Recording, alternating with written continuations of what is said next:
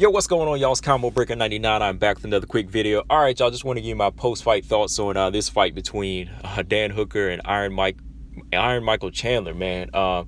This fight here was probably like one of the biggest highlights on the card as far as just like MMA as a whole, man. Michael Chandler, he just went in there, made a big statement, really came in there. He lived up to the name of Iron Mike. You know, the minute I saw him putting that pressure on, the way he was cutting the octagon off on Dan Hooker, I was like, okay, I see what he's trying to do, man. He's putting that pressure. He really is coming after him like Mike. And going into this fight here, I had to kind of favor Dan Hooker in some ways, like if he was able to set his feet and use his range. You know, I know he trains with Izzy. You know, I thought him being a long fighter, he would have really tried to utilize some good leg kicks and some good long jabs and just try to rip the lead leg at every chance he could get. But man, like right away, like Dan Hooker, he was on the bike. And believe me, pressure fighters, they can read body language. When they really know how to cut the octagon off or cut the ring off and they're putting that pressure on you, they know body language. They know that what you throw at that point is not going to hurt them. And Dan Hooker, he was just like on the back foot, on the balls of his feet, moving.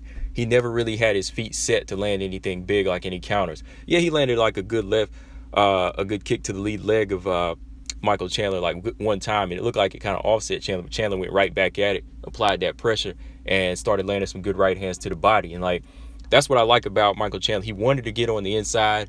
He wanted to make it a fight, but he didn't take any crazy chances. You know, he didn't try to like close in and just start throwing wild. Like, he was closing in smart. Like, he just kept on like switching levels a little bit, kept cutting the octagon off, cutting it off until he could really get in there. So I was like, okay, I respect this. I like how he's really bringing fight to him, but without taking crazy chances. You know, Michael Chandler just kept homing in, started touching the body, started touching the chest a little bit, and then finally, like when he closed in with it wasn't the right hand. I thought the right hand was coming, but with that left hook, he leaped in and boom, he caught Dan Hooker.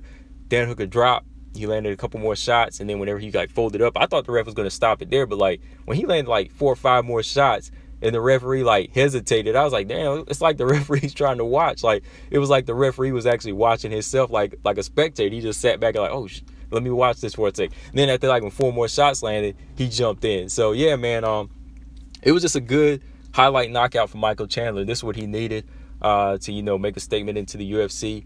I like the performance. I like his overall body language in this fight. Of course, if he deals with longer fighters in the future, there's going to be some long, tall fighters out there that are going to have their feet set and they're going to try to get off first, because that's what you got to do. Being a tall, long fighter, you got to have your feet set at a good distance where you can get those leg kicks off early.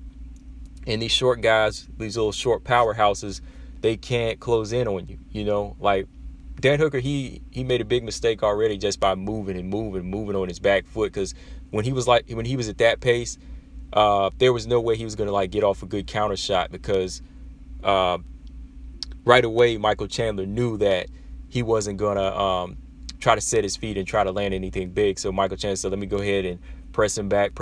Eventually I'm going to close in and I'm going to go to his body. Then I'm going to surprise him with a good left hook. So, yeah, overall good performance by Michael Chandler. And Michael Chandler just coming into this game, man, like he's doing what some of these other fighters need to be doing. He's not saying I'll fight anybody. He will fight anybody, but he's giving you names. You know, he's got a hit list, and that's what I like to hear, man. I like fighters with a blueprint and a hit list. You know, Michael Chandler, he said, hey, I want Khabib.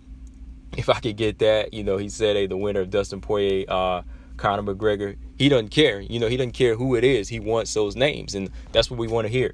As for Dan Hooker, like I said, just some of the little critiques I made, those are the things that I feel like he needs to work on. Like, you got to be more so committed to standing your ground, and if you're going to move side to side, don't get on a bike. Like, you know, step more at an angle. Like, if you go back and look at Marina Rodriguez and her fight with Amanda Ribas, like, tall, long Muay Thai fighter, she stayed on the balls of her feet, and she stayed in that lateral, she stayed in that stance and moved in that lateral movement.